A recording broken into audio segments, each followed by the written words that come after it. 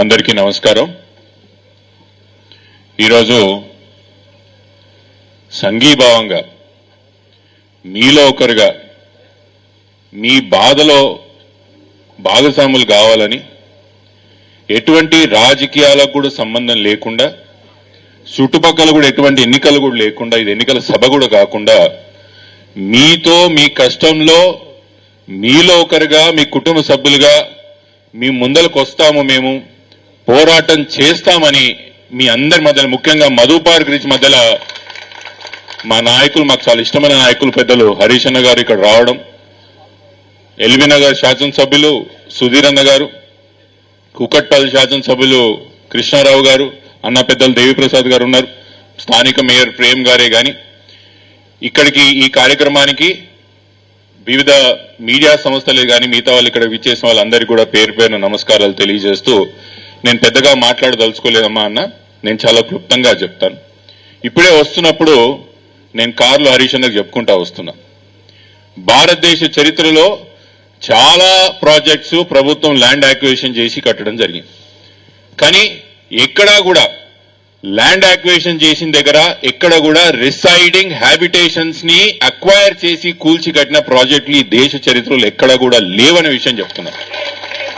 మీరు ఎప్పుడన్నా చూడండి, బాంబేలో ల్యాండ్ యాక్విజిషన్ చేసినప్పుడు స్లమ్స్ అక్వైర్ చేసిన షాంటీస్ అంటే అక్కడ ఉన్న హట్స్ స్లమ్స్ ని అక్వైర్ చేస్తారు, లేదా ఇరిగేషన్ ప్రాజెక్ట్స్ కోసం గ్రామాలని డిస్ప్లేస్ చేస్తారు, అది కూడా మనం చూసాం. కానీ రిసైడింగ్ అపార్ట్మెంట్స్ లో ఎప్పుడో డెకేడ్స్ నుంచి తరతరాల నుంచి చూస్తున్న అపార్ట్మెంట్స్ లో కానీ కాలనీస్ లో కానీ అక్వైర్ చేసి ప్రాజెక్టులు కట్టింది ఈ దేశ చరిత్రలో లేదు. అది జరగదు కూడా, జరగనివ్వం కూడా అని చెప్తున్నారు.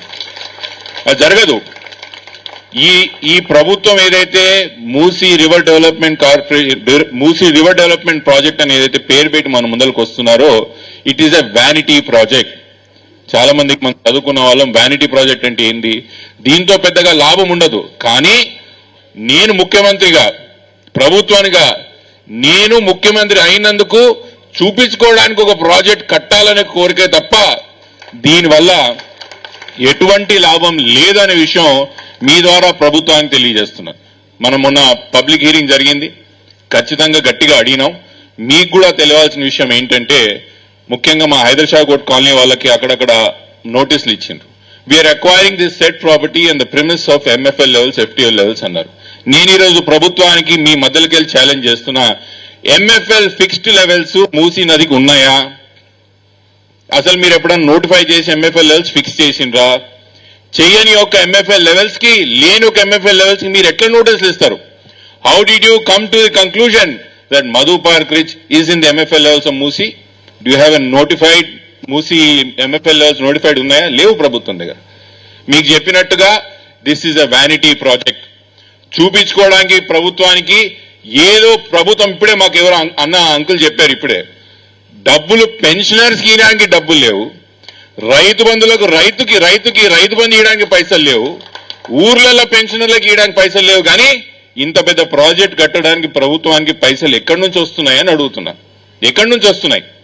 ఈ దానికి ప్రాజెక్ట్ మాత్రం ముమ్మాటికి డే వన్ నుంచి కూడా నేను ముందే చెప్తున్నా, రాజకీయాల సంబంధాలు లేకుండా పెద్దలు హరీష్ అన్న వారు మన ప్రాంతం వారు కాకపోయినా మీరు పిలవగానే మీ మధ్యలో వచ్చి మారల్ సపోర్ట్ గా నిల్చున్నందుకు హరీష్ అన్నకి మళ్ళొక్కసారి మీ అందరి తరఫున ప్రత్యేకంగా ధన్యవాదాలు తెలియజేస్తున్నా.